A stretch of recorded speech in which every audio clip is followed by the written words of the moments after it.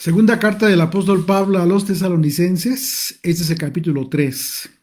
Y ese estudio lo titulé Que la paz del Señor sea con todos en toda manera. Vamos a entender por qué Pablo dijo esto. Este título lo tomo de un pasaje escrito por el apóstol Pablo y es un deseo de Pablo hacia la comunidad de los de Tesalónica. Y por supuesto, para todo aquel creyente que estaríamos aprendiendo de él, por supuesto. Así de que recordemos que Pablo siempre se caracterizó por orar por todos los creyentes, y en este caso por los creyentes de Tesalónica, y en esta carta Pablo les reitera este amor sincero que él sintió por ellos. Y en ese sentido es como su mensaje cumple el propósito de hacerles saber que constantemente él oraba al Padre para que los sufrimientos que a ellos les aquejaba, toda esta tribulación por la que estaban pasando, fueran soportados por ellos en el Señor, nuestro Mesías. Dice el verso 1: por lo demás, hermanos, orad por nosotros. Y fíjense qué importante, porque aquí una vez más, ya lo habíamos visto en otra de las cartas de Pablo, y dice Pablo, oren por nosotros, dice, para que la palabra del Señor corra y sea glorificada, así como lo fue entre vosotros. Es decir, ¿qué está diciendo o qué está pidiendo Pablo? Por gratitud, por la bendición que ustedes recibieron, oren para que muchos otros reciban el beneficio y la bendición que ustedes han recibido. Eso es lo que les está pidiendo Pablo. Y por eso pide que oren por ellos. Y esto ya en otras ocasiones Pablo lo había dicho en otras congregaciones. Esta idea de que oren por ellos, es decir, por Pablo y por los que estaban con él, no es que en el sentido de que oren por sus vidas o por alguna circunstancia especial que tenga que ver con sus vidas mismas, con sus personas, no, sino lo dice aquí literalmente, pide que oren por él por un motivo mucho más sublime, para que la palabra de Dios corra y sea glorificada. Y aquí Pablo ocupa esta palabra, corra, y es una referencia a la posibilidad de que la palabra de Dios sea difundida mucho más rápido por todo el mundo. No simplemente se refiere a que sea difundida, que llegue a otras personas, no. Usa a propósito esta palabra para que corra, es decir, para que sea para que rápidamente muchos otros reciban la palabra de Dios, el Evangelio. Y a decir que el motivo de la oración sea para que la enseñanza de Pablo y los que estaban con él sea difundida y que sea glorificada como en las vidas de los tesalonicenses, pues que implicó que los creyentes de Tesalónica estaban dando testimonio de su fidelidad. Es decir, Pablo dice, ustedes son un ejemplo a seguir, una vez más. Recordemos que así comienza esta carta. Pablo les reconoce a los tesalonicenses su fe, la fortaleza de su fe, a pesar de toda la tribulación que ellos estaban teniendo. Y, y esto es importante porque a través de este testimonio de fidelidad es que tú y yo podemos glorificar el Evangelio. Y esto es muy importante porque esto es nuestra vida. Es la base de nuestra vida a partir de que nos convertimos en, en hijos, no solo en creyentes, sino hemos recibido este don de hijos y herederos del reino. Dice el verso 2: y para que seamos librados de hombres perversos y malos, porque no es de todos la fe. Recordemos que Pablo continuaba él siempre, hasta el último día de su vida, siempre tuvo oposición por muchos que a los que se refiere en este caso como perversos, y él hace este énfasis, pero también se los dice a ellos, a los creyentes en Tesalónica, porque es obvio que se refirió a todos aquellos que a los tesalonicenses los perseguían por causa del Evangelio. Y sin embargo, en esta circunstancia especial, Pablo se refirió al motivo de la oración que les pidió a los tesalonicenses, porque Pablo siempre tuvo oposición para llevar el evangelio de la salvación, y al final del verso 2 aclara que toda oposición es porque no es de todos la fe. Muy importante esto, y esto lo tenemos que reconsiderar porque recordemos que en el capítulo 2 de esta carta, Pablo habla muy detenidamente, y nosotros nos llevamos varios estudios hablando detenidamente acerca de la labor de Satanás, del enemigo, quien por supuesto tiene seguidores, personas que se encuentran bajo la autoridad del maligno. Y lo más terrible de todo esto, fíjate qué importante es, porque incluso los mismos tesalonicenses debieron encontrarse en esta circunstancia, en donde en la propia congregación había personas que en realidad se encontraban entre ellos, pero no eran de ellos, ¿sí? Y, y lo más terrible es que muchas de estas personas son sus seguidores, son seguidores del maligno, y ni siquiera son conscientes de que le pertenecen y están bajo su autoridad. Esto es lo más terrible, porque su actuar puede ser como cualquier actuar, incluso puedes decirle hermano, y no lo es. Y esto es lo más terrible porque son personas con las que igual puedes estar conviviendo constantemente, pero que en un momento dado se van a revelar, van a revelarse tal cual son. Y Pablo está advirtiendo de esta circunstancia. Y dice el verso 3: pero fiel es el Señor, que os afirmará y guardará del mal. Por esto es muy importante, eh, porque Pablo les aseguró a los de Tesalónica que por causa de la fidelidad de Dios, Él les guardará y les dará la fortaleza de fe que ellos necesitan. Y esto significa que Pablo habló de un aspecto sobrenatural, porque está hablando del Señor, de la fidelidad de Él. Dice, pero fiel es el Señor. No se está enfocando en la fidelidad de los de tesalonicenses. Esto, el hecho de guardarte, tiene que ver con una fidelidad de Él, no tuya. Tú puedes fallar, tú y yo podemos fallar en muchas ocasiones. Y podemos levantarnos y seguir adelante porque de eso se trata. Pero Él no. Él no se equivoca. Su fidelidad es permanente y es justo eso lo que nos guarda. Por eso dice, pero fiel es el Señor, que os afirmará y guardará del mal. Entonces, tenemos que entender cuál es la dinámica de esta labor de Dios acerca de guardarnos, porque dice que les guardará y les dará fortaleza en la fe. ¿Qué significa esto? Pablo habló de un aspecto sobrenatural de Dios, solo de Dios, y que solamente Él puede infundir en las personas. Así es que fortalecidos en la fe significa que el Señor nos guarda por cuanto que tú y yo estamos en Él, estamos donde debemos estar. Si tú no estás donde debes estar, tú mismo estás impidiendo que el Señor te guarde.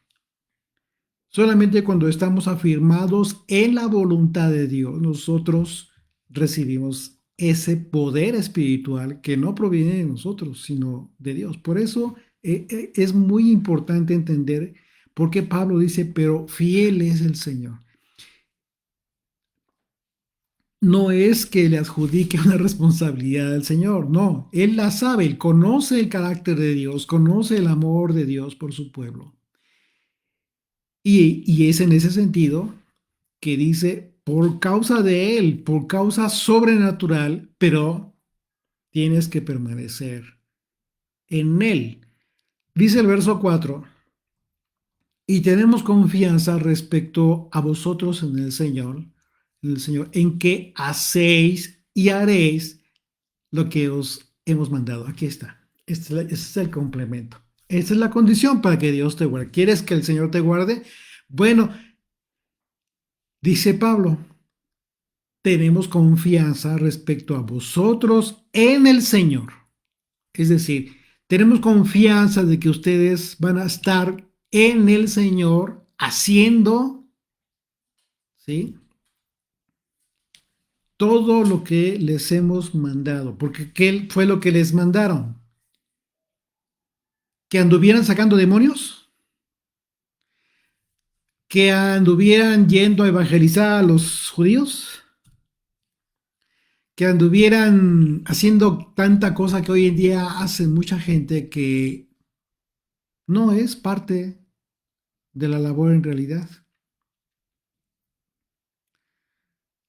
Esto es muy importante entonces que nosotros lo comprendamos bien, detenidamente, porque podemos leerlo así rápidamente y no detenernos, no hacer conciencia acerca de, de esto que es tan importante que está diciendo Dios. Es decir, por ejemplo, tú, padre o madre, hablas con tus hijos, saludas a tus hijos, que el Señor te guarde, ¿sí? Más allá de todos los consejos que tú le puedas dar a tus hijos, siempre te despides normalmente con una bendición, que Dios te guarde, hijo. Es lo que está diciendo Pablo. Si esto es importante para ti, si esto que tú le dices a tus hijos es importante para ti, tienes que entender la dinámica de cómo es que el Señor nos guarda, cómo guarda a tus hijos, de qué necesitan hacer tus hijos para que los guarde. Porque por parte del Señor, Él es fiel, siempre. El problema a veces somos nosotros, que no nos mantenemos donde debemos estar para que su fidelidad permanezca. Nosotros en ocasiones podemos impedir esta situación.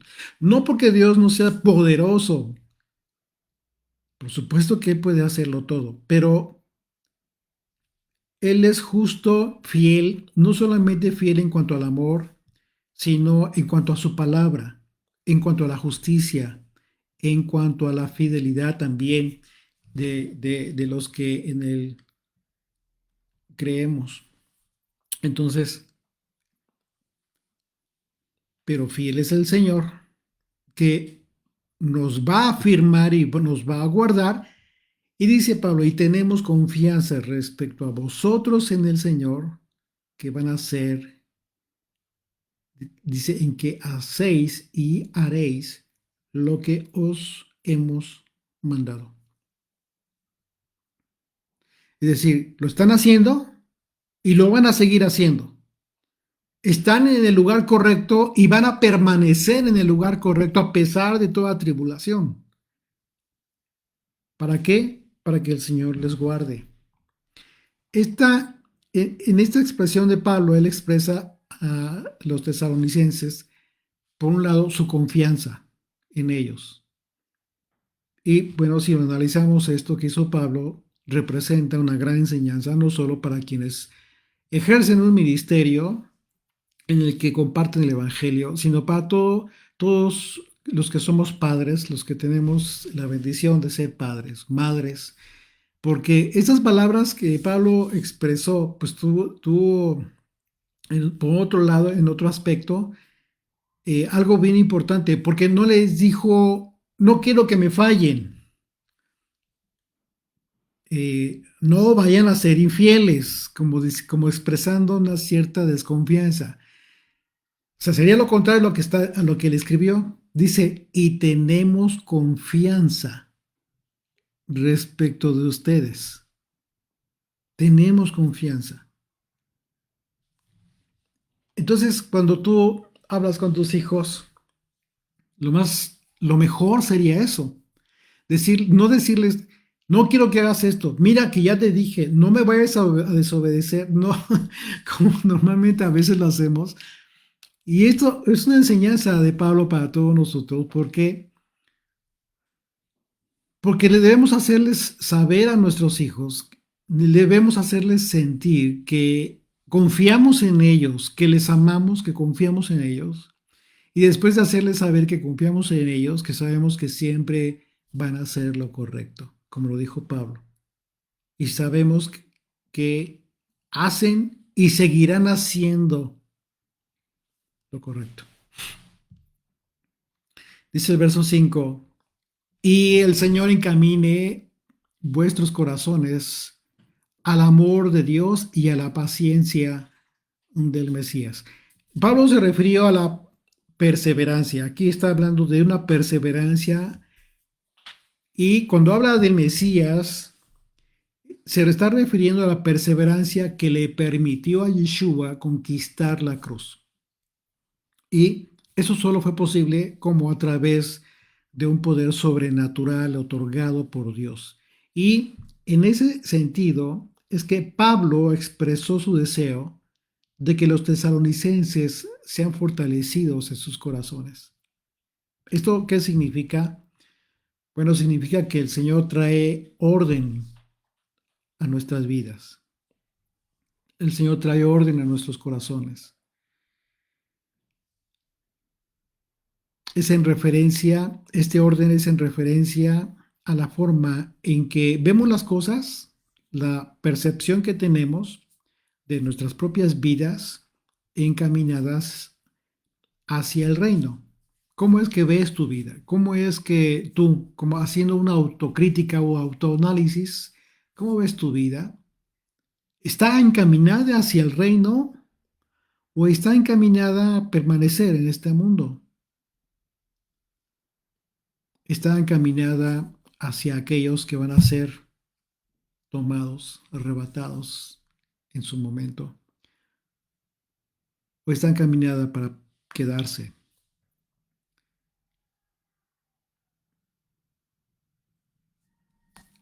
Y esto es posible a través de lo que nosotros eh, podemos pedir al Señor en nuestras oraciones, en cada circunstancia de nuestra vida. Porque si le pedimos esta dirección, que estemos encaminados, que hagamos lo necesario para estar encaminados, ¿sí? Acerca de lo que debemos hacer para cumplir con la expectativa del Señor, Dios va a proveernos de lo que necesitemos para lograrlo. Pero ¿qué pasa si en alguna circunstancia en la que debemos afrontar algún problema, dejamos de que dejamos que nos guíe nuestro propio yo, tu propio albedrío, tu propia forma de pensar? Bueno, esto constituye un gravísimo error, porque de esa manera tú automáticamente estás abriendo una puerta, ¿sí?, al enemigo. Te estás saliendo del lugar en el que deberías estar para que Dios te guarde. Pero si tú comienzas a hacer las cosas en tu vida, en cualquier circunstancia en la que te encuentres, para arreglar un problema, enfrentar una situación de conflicto, etcétera, y comienzas a hacer las cosas por ti mismo, por tu forma de pensar, por tu libre albedrío, sin considerar la voluntad de Dios, te estás colocando en un lugar equivocado y abres la puerta al enemigo. Literalmente, literalmente, ¿sí? Y esa es una perspectiva incorrecta de las cosas, de la situación en la que estás enfrentando. Cuando tú tomas la decisión de mermar en ese sentido acerca de lo que tú anhelas y deseas, lo que quieres, bajas la intensidad y consideras si eso realmente es lo que Dios quiere, vas a tener paz. Vas a tener paz. Quizás no sea lo que anheles, de eso ten por seguro. Quizás no sea lo que anhele tu corazón, lo que pensaste en un momento que podría convenirte quizás, pero vas a tener mucha tranquilidad, vas a tener paz. Tenemos que aprender mucho de Pablo, de los apóstoles, de sus cartas, de todos estos consejos que siempre le dio a los creyentes. Dice el verso 6, pero os ordenamos, y aquí hay un pero, dice, a ver, punto y aparte, pero les ordenamos, hermanos, en el nombre de nuestro Señor Yeshua el Mesías, que os apartéis de todo hermano que ande desordenadamente y no según la enseñanza que recibieron de nosotros. A ver, tus hijos son bien desordenados porque no se levantan y no tienen la cama cuando se levantan. ¿Te vas a apartar de ellos? No es en ese sentido de desorden, y hay que entender, por eso es bien importante los diccionarios que nos ayudan para poder entender las palabras originales. Y en ese sentido entendemos el contexto de, de lo que nos quiso decir Pablo. La razón por la que el apóstol Pablo les ordenó a los tesalonicenses que se apartaran de todo aquel que, diciéndose hermano, anduviera desordenadamente, pues es porque la palabra desordenadamente en el griego es la palabra atactos. ¿Qué significa? Significa moralmente irregular y también significa un ocioso, una persona ociosa. Y en ese sentido, Pablo advirtió a los tesalonicenses que juntarse con un ocioso implica problemas, porque aquella persona pudiera en un momento dado abusar de quienes cuidaban de estar en orden en su vida. Y además puede llegar a ser una carga también. Fíjense bien en qué contexto lo dijo Pablo, porque está ahorita hablando de ellos, está diciendo, apártense de los ociosos, pero enseguida va a hablar de él y de lo que hizo y lo que les enseñó acerca del trabajo. Fíjense en qué contexto lo está diciendo. Entonces, cuando un hermano en la fe anda desordenadamente, debemos entender que tiene una vida irregular, moralmente hablando, porque la palabra que utilizó el apóstol Pablo tiene que ver con un aspecto moral de la persona.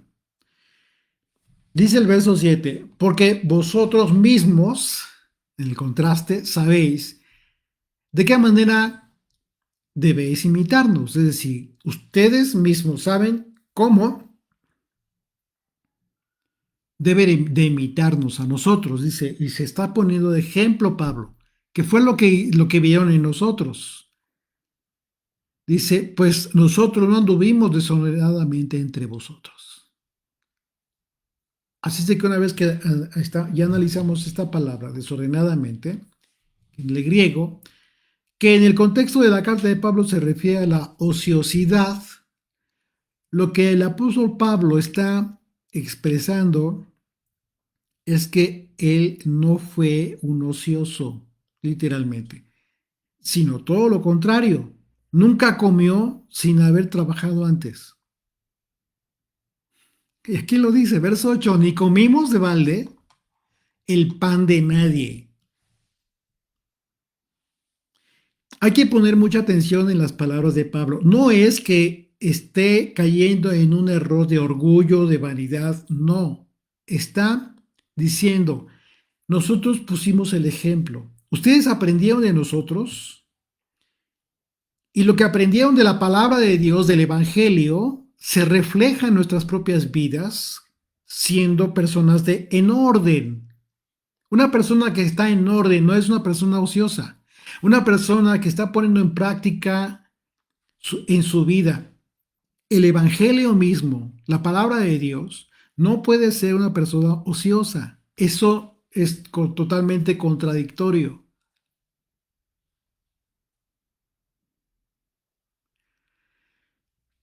Ni comimos de balde el pan de nadie, sino que trabajamos con afán y fatiga día y noche para no ser gravosos a ninguno de vosotros.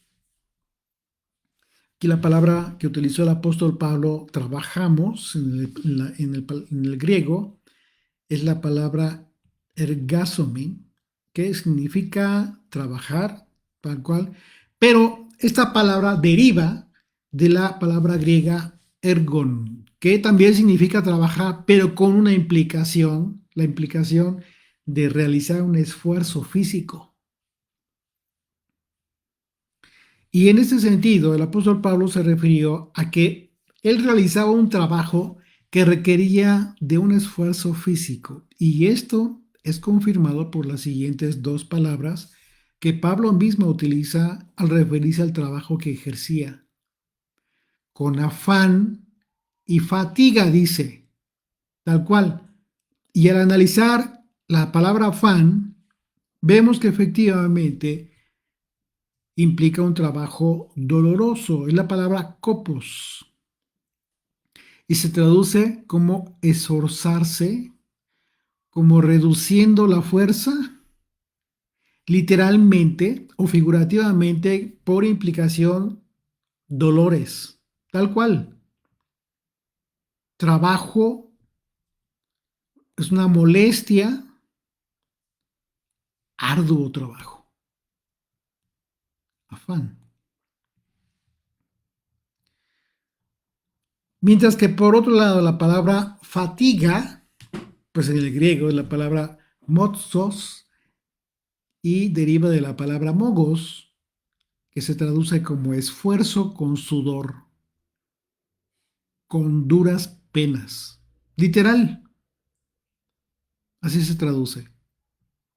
Así de que para quienes se dedican a enseñar la Biblia y siempre se han querido justificar por decir que Pablo hablaba del trabajo, de llevar el Evangelio, pues las propias palabras del apóstol Pablo, a todos ellos les dice que andan desordenadamente y a los creyentes les dice Pablo, aléjense de ellos. ¿Por qué? Porque van a ser influenciados por la falsa enseñanza, falso testimonio y van a ser perjudicados. Dice el verso 9, y no porque no tuviésemos derecho, igual esto ya lo ha dicho Pablo en otros pasajes, en otras cartas, dice, no porque no tuviésemos derecho, sino por daros nosotros mismos un ejemplo para que nos imitéis. Así que el apóstol Pablo dijo que no porque no tuvieran este derecho, sino para darles un ejemplo con el propósito de que los tesalonicenses los llegasen a imitar, sabiendo que a pesar de tener este derecho en un momento dado para que los pudieran apoyar. ¿Por qué? Porque por gratitud la gente, pues, por supuesto que podría apoyarles para su sostenimiento, ¿sí? Por causa del Evangelio. Y de que tenían derecho de tomar también lo que les diera, porque el Señor mismo lo dijo, tomen lo que les den. Sin embargo, Pablo quiso dar ejemplo de que incluso quien se dedica a enseñar la Biblia debe ser ejemplo de trabajo y de esfuerzo. Y debe ser capaz de ganarse su sustento y el sustento de su familia con el sudor de su esfuerzo. Por eso nosotros siempre hemos estado en contra de la falsa enseñanza acerca de los diezmos, del cristianismo, cómo enseña los diezmos, las ofrendas, con tal de que los líderes religiosos vivan de las dádivas, pero no trabajan. Parten de una base totalmente falsa y no dudo que muchos de esos argumentos por parte de los creyentes tengan que ver con una gratitud de su corazón. Eso está bien. Lo que no está bien es que esos argumentos no tengan un sustento bíblico. Y el sustento bíblico tendría que tomarse de la propia escritura. Cuando Pablo, siendo el mayor precursor del Evangelio que tenemos en el Nuevo Testamento, siempre estuvo en contra de todo eso y enseñando, incluso siendo el ejemplo de cómo debe ser cualquiera que tenga el honor de compartir el Evangelio, a fin de no ser gravosos a los creyentes, de que todo creyente se sienta con toda libertad de expresar su gratitud cuando puede y cuando no puede, sin ningún problema recibir el pan del Señor. ¿Por qué? Porque simplemente somos transmisores y es un honor, encima de todo es un honor para quienes lo hacemos. Entonces, no porque no tuviésemos derecho, sino por daros nosotros mismos un ejemplo para que nos imitéis. Así es de que Pablo quiso dar ejemplo de que incluso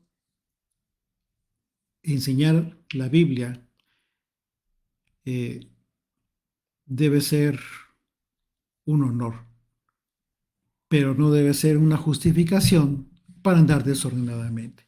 ¿Con qué otra cita bíblica podríamos en un momento dado confirmar a qué tipo de trabajo se refirió el apóstol Pablo al hablar de el ejemplo que él dio a la gente, a los creyentes, respecto de lo que debería ser un maestro de las escrituras como lo fue Pablo? Bueno, una de las citas que confirman que Pablo no dependía para su sostenimiento de las dádivas, ni mucho menos de los diezmos, fue su discurso de despedida en la comunidad de Mileto. Acompáñame en Hechos, al libro de los Hechos, capítulo 20, verso 33. Dice, ni plata ni oro, ni vestido de nadie he codiciado. Antes vosotros sabéis que para lo que me ha sido necesario a mí y a los que están conmigo, estas manos me han servido. Fíjate qué hermoso testimonio. Estas manos me han servido. Dice, en todo os he enseñado que trabajando así se debe ayudar a los necesitados y recordar las palabras del Señor Yeshua que dijo, más bienaventurado es dar que recibir. Así es de que no hay ninguna justificación que argumente eh, que cualquiera que se dedique a compartir la palabra del Señor no trabaje. Todos tienen que trabajar. No importa el trabajo que desempeñes, todo trabajo es digno. Así es de que esto es muy importante considerarlo porque Pablo es reiterativo en sus cartas. No solamente lo dice en una o dos ocasiones, todo el tiempo lo está diciendo Pablo. Por eso él mismo se dice, imítenme. Para llegar a decir algo así, no era cualquier cosa. No tenía ningún problema en decirlo y ni temor de que le fueran a decir, pues te acuerdas que te soborné o te acuerdas que me ayudaste y no, no, nada, de ninguna manera. Ningún mensaje a modo, ningún estudio a modo. ¿Por qué? Porque lo que tienes que compartir tiene que ser dicho de forma libre, con mucha honra, sin ningún problema, sin ningún temor de que te digan, ah, pero tú estuviste haciendo esto y aquello, te estás contradiciendo. Pues no, de ninguna manera. Así es que una vez más el apóstol Pablo, al decir que puso el ejemplo, pues no se refirió a la enseñanza de la Biblia. ¿Por qué? Porque sería una contradicción. Porque el apóstol Pablo, para él, no implicaba un esfuerzo físico, sino una verdadera pasión que siempre implicó todo, que siempre él cumplió con todo su amor. Compartir el evangelio es una pasión, es algo, es lo más hermoso que alguien pueda tener en su vida. Entonces, ¿cómo se va a referir al evangelio? Hablando utilizando las palabras de esfuerzo físico, trabajo, desgaste. Pues claro que no. Definitivamente el apóstol Pablo, al hablar de trabajo, se refirió al trabajo físico, que implicaba un esfuerzo y sudor, no solo para su propio sostenimiento, sino incluso, como vemos en el libro de los Hechos, para ayudar a los más necesitados. Dice el verso 10, porque también cuando estábamos con vosotros, os ordenábamos esto: si alguno no quiere trabajar, tampoco coma.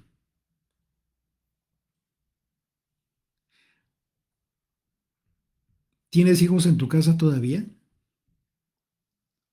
¿Los tienes como inquilinos? ¿O trabajan? Es importante que entendamos en todos los sentidos esta gran enseñanza. Porque nuestros hijos desde que son chiquitos hay que enseñarles a trabajar en casa. El trabajo dignifica a la persona. El trabajo dignifica a la persona. Enséñale eso a tu hijo. Yo tengo y tengo un honor muy grande en poder decirles que compartirles que mis hijos siempre han sido bien trabajadores. Y no saben lo que les ha servido en la vida. De verdad que les ha servido en la vida como no tienen una idea. Y no, lo vemos, mi esposa y yo vemos cómo a mis hijos les ha servido el que siempre fueron esforzados, siempre le echaron ganas en casa, desde casa. Y porque se aprende desde casa. De tal manera que cuando tienen que enfrentar los primeros pasos en la calle, ellos ya saben que tienen que aplicarse. Ellos ya saben que tienen que esforzarse. Ya lo traen, ya lo traen en su chip. El trabajo nos forma de un carácter, nos ennoblece. Así es de que si amas realmente a tus hijos, si realmente los amas, esfuérzate por enseñarles a trabajar. Oblígalos a trabajar desde chiquitos. Ya después, mira, es muy fácil, bien fácil. Tienes una gran ayuda en tu casa mientras están en tu casa. Así es de que aprovéchalos. Dice el verso 10, porque también cuando estábamos con vosotros ordenábamos esto: si alguno no quiere trabajar, tampoco coma. Porque oímos que algunos de entre vosotros andan desordenadamente, no trabajando en nada, dice, sino entremetiéndose en lo ajeno. A los tales mandamos y exhortamos por nuestro Señor Yeshua el Mesías, que trabajando sosegadamente coman su propio pan. Fíjate qué regañadota les está dando. Pablo estaba obviamente hablando de algo que estaba sucediendo también por otro lado. Quizás eran los menos, pero también tuvo que haberlo señalado. ¿Te das cuenta cómo es justo Pablo al reconocer a los tesalonicenses, a los creyentes, en todo lo que era bueno, era de testimonio para otras congregaciones, pero también no dejó de señalar los puntos negros que había y que había que corregir? Esto es fundamental. A los tales, dice, y se dirige directamente a ellos. Por esa razón, sí había dos, tres personas que estaban en esas circunstancias. Le dice, les exhortamos, les mandamos y exhortamos por nuestro Señor Yeshua el Mesías, que trabajando sosegadamente coman su propio pan. Y vosotros, hermanos, no os canséis de hacer bien. Así es de que,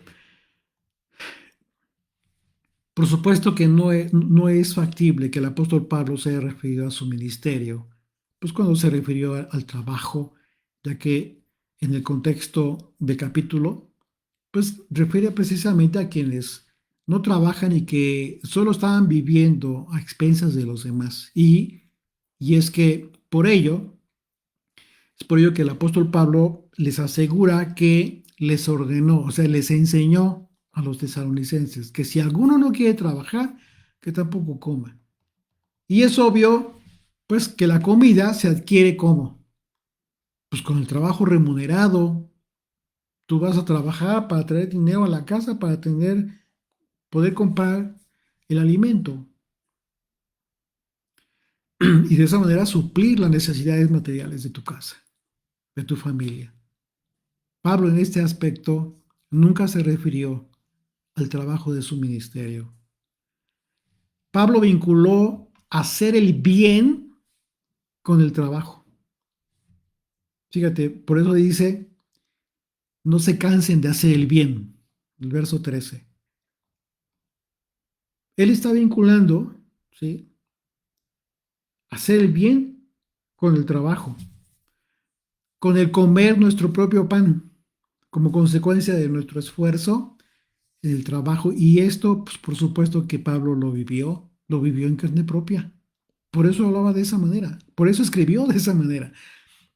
Verso 14, si alguno no obedece a lo que decimos por medio de esta carta, a ese señaladlo y no os juntéis con él, para que se avergüence, mas no lo tengan por enemigo. Fíjate bien, ¿ya? Es muy cuidadoso Pablo, dice, ok, que se avergüence por su condición, porque no quiere obedecer,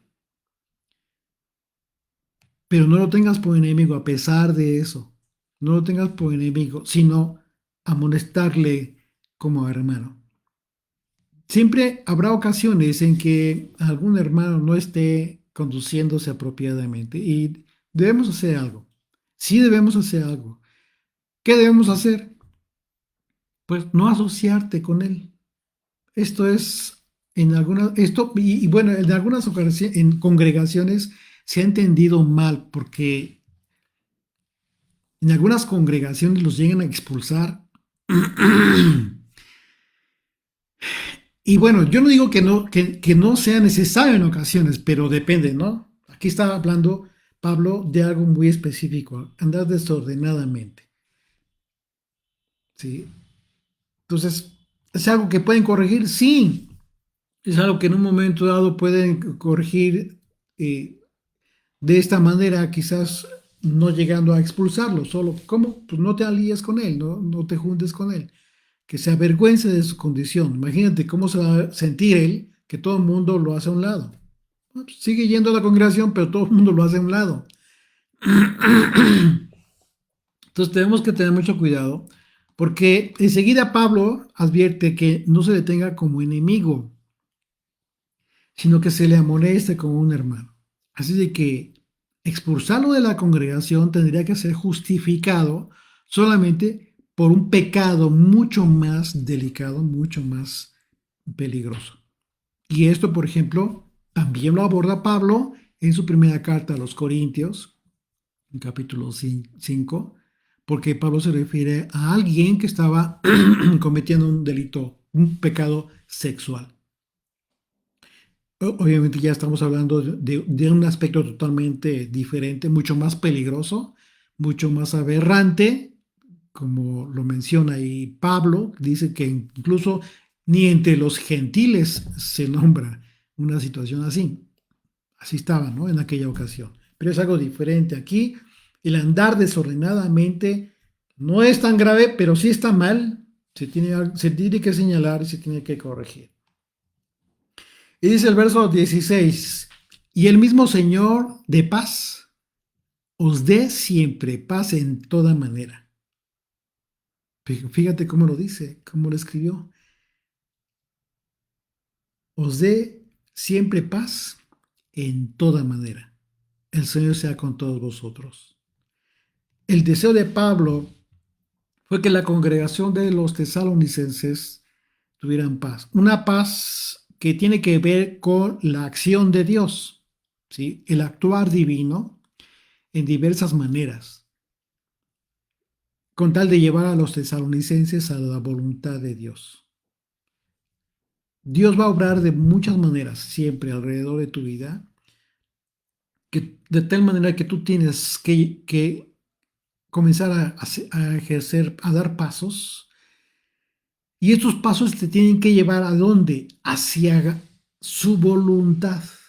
Una vez más, al lugar donde debes estar para que guardándote Él tengas este shalom, esta paz.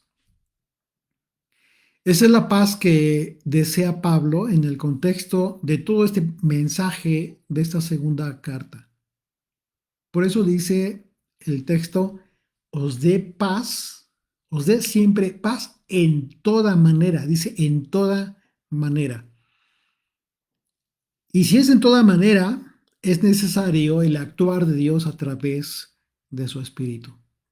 Es necesario, porque es Él quien te provee la paz. No eres tú quien te la buscas y la obtienes. Eso no puede ser. Tienes que ser guiado por Él a través de su Espíritu. El Dios de paz mueve a su pueblo a cumplir los propósitos. Y la prueba más clara de esto, por ejemplo, lo podemos ver cada 8 días, cuando nos saludamos el viernes. Por la tarde, en la noche, decimos Shabbat Shalom. Es una expresión que implica este deseo, el deseo de que Dios obre en tu vida a fin de que el día de reposo, en el día de reposo, tú cumplas la voluntad de Dios. Y ya sabemos cómo hacerlo. ¿Cómo es? ¿Qué es lo que te dicen cada vez que te dicen Shabbat Shalom? Así nada más. Ya saben que lo que sabes, debes entenderlo en el sentido de que te está diciendo la persona que este día tu vida esté en el lugar correcto, obrando conforme a su voluntad, la voluntad de nuestro Señor, a fin de que seas guardado y que en este brazo de amor de Dios tú tengas paz. Shabbat Shalom. ¿Eh? O sea, con una expresión de 2 palabras puedes implicar muchísimas cosas. Así es de que eh, en ese sentido podríamos asegurarnos, ¿cómo podríamos asegurarnos que el Señor nos da paz en todas maneras?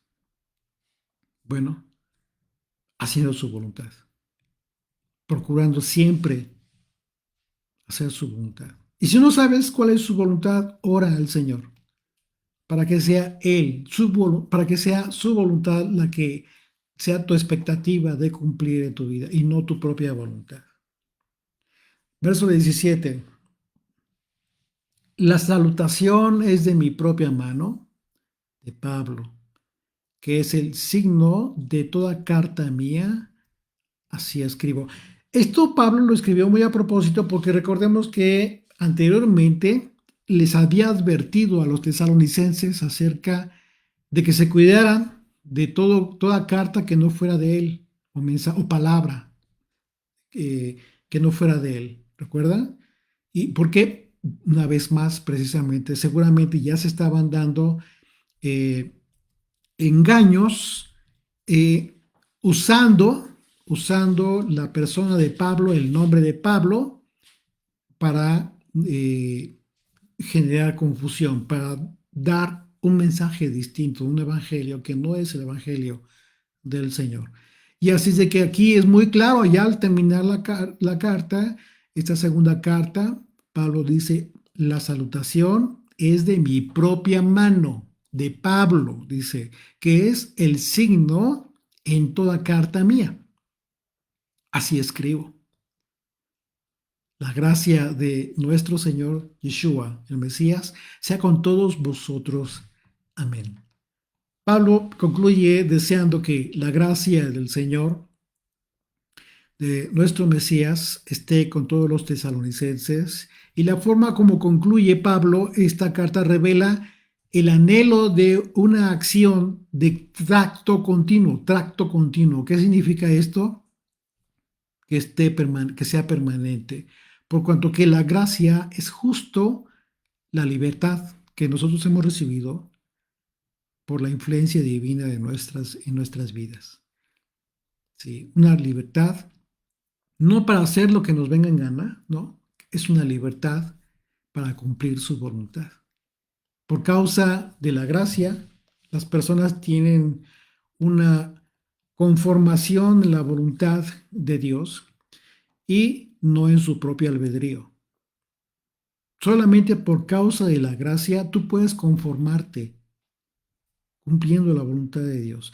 Cuando eso no es suficiente para ti, no has recibido la gracia, porque la gracia es algo que Él nos da para que nos estemos tranquilos, cumpliendo su voluntad. Así es de que si ese es tu caso, significa que te estás conformando a tu voluntad, perdón, a la voluntad de Dios, y entonces estás recibiendo la gracia. Por eso Pablo siempre en sus cartas habla de esta manera. La gracia de nuestro Señor sea con todos. Entonces la despedida de Pablo pues es una referencia a las palabras del apóstol Juan, porque es un énfasis en esta diferencia acerca de lo que es tu voluntad y lo que es la voluntad de Dios. Y en ese sentido, ¿a qué está conformada tu vida? ¿A tu voluntad? ¿O estás haciendo que tu vida sea conformada a la voluntad de Dios? Entonces, esto es una referencia, esto que nos dice Pablo es una referencia a las palabras de Juan el Bautista. ¿Recuerdas cuando él habló de este tema? Porque debido a la acción de la gracia que estaba obrando en él, él dijo unas palabras bien importantes acerca de menguar en su vida. ¿Y cómo es que está obrando la gracia en la vida de Juan el Bautista? Dice Juan capítulo 3, verso 29. El que tiene la esposa es el esposo, mas el amigo del esposo que está a su lado y le oye, se goza grandemente de la voz del esposo. Así pues, mi gozo está cumplido.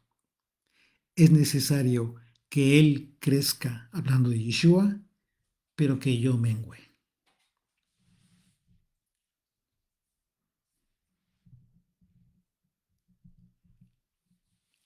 Imagínate el carácter de Juan el Bautista con ese ímpetu y esa fuerza que Dios le dio,